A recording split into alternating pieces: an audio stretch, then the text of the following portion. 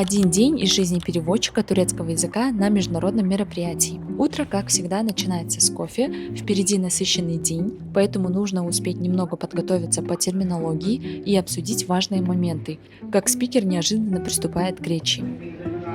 Барлығыңызға қайырлы таң. Бүгін соңғы күн шаршадыңыздар.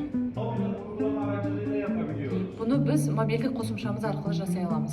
Наконец-то моя любимая часть – кофе-брейк. Правда, для переводчика это тоже часть работы.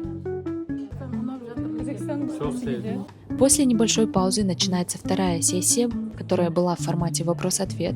К этому времени уже чувствуется усталость, но день только набирает обороты. После официальной программы мы сопровождаем гостей, показываем город и знакомим их с местной культурой. Это тоже часть работы переводчика. А вечером официальный ужин, где общение продолжается уже в более неформальной атмосфере. Если бы несколько лет назад мне сказали, что однажды я буду работать переводчиком на встрече двух президентов, я бы, наверное, не поверила. Но именно решение поступить в Турцию когда-то полностью изменило мою жизнь и со временем привело к таким проектам.